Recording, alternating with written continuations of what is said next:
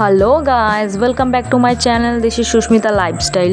সুস্মিতা লাইফস্টাইলে তোমাদের সবাইকে স্বাগতম জানাচ্ছি। আজকে তোমাদের জন্য একটা নতুনত্ব ভিডিও নিয়ে চলে এসেছি।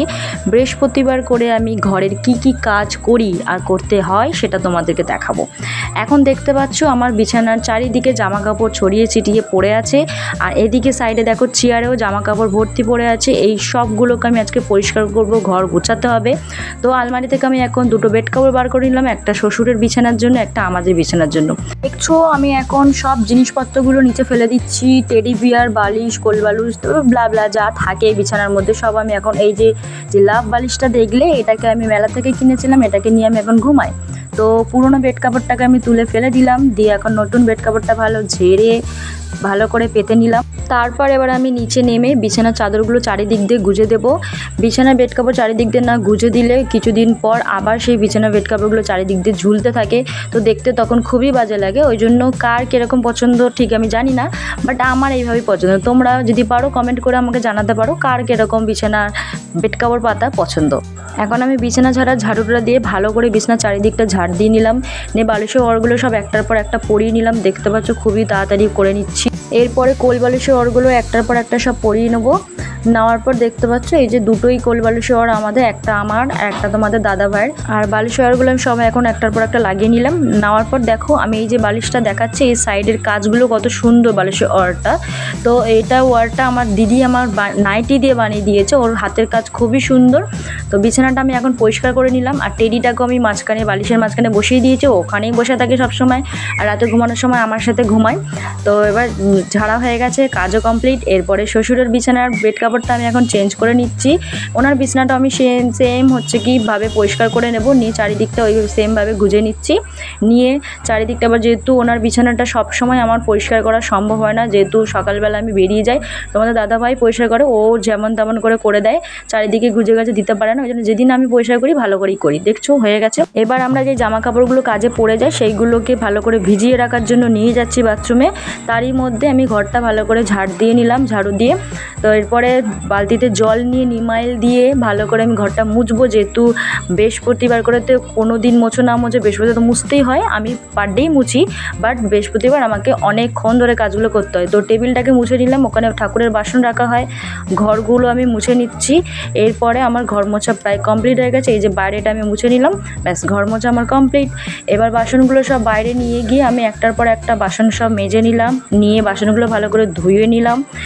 নিয়ে দেখছো এই যে উপরের বক্স, টিফিন বক্সগুলো, এগুলো আমার কাজে, এগুলো আমি লাঞ্চ নিয়ে যাই। তো এরপরে আমার বাসন মাজা হয়ে গেছে। এবার জামা কাপড়গুলো আমি অল্প সাবান গুঁড়ো দিয়ে ভিজিয়ে নিচ্ছি, কারণ হচ্ছে কি রোজের জামা কাপড় আমি রোজ ধুয়ে নিয়ে এসে নাহলে ঘামের গন্ধ থেকে যায়। এবার জামা কাপড়গুলো হালকা করে থুপে কেচে নিলাম, নিয়ে জামা কাপড়গুলো একের পর এক ধুয়ে নেবো।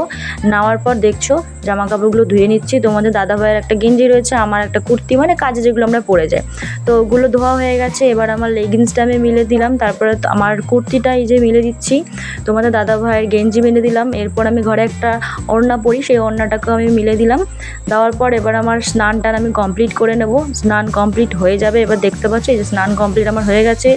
তো আমি এবার হেয়ারটাকে ভালো করে কম্বিং করে নিচ্ছি, নিয়ে আঁচড়ে নিলাম। নেওয়ার পর চুলটাকে আমি গুটিয়ে নিচ্ছি। এরপর যেরকম ঘরে আমি নর্মালি থাকি সেরকমই, তোমরা জানো আমি কিভাবে ঘরে থাকি, যেহেতু আগের ভিডিওতে শেয়ার করেছি। এরপর যেহেতু বৃহস্পতিবার আমি ভালো করে গুঁড়ো সিঁদুর পরে নিলাম। গুঁড়ো সিঁদুরটা সবসময় পরা হয় না কাজের সূত্রে, লিকুইড সিঁদুরটা বেসিক্যালি পরি।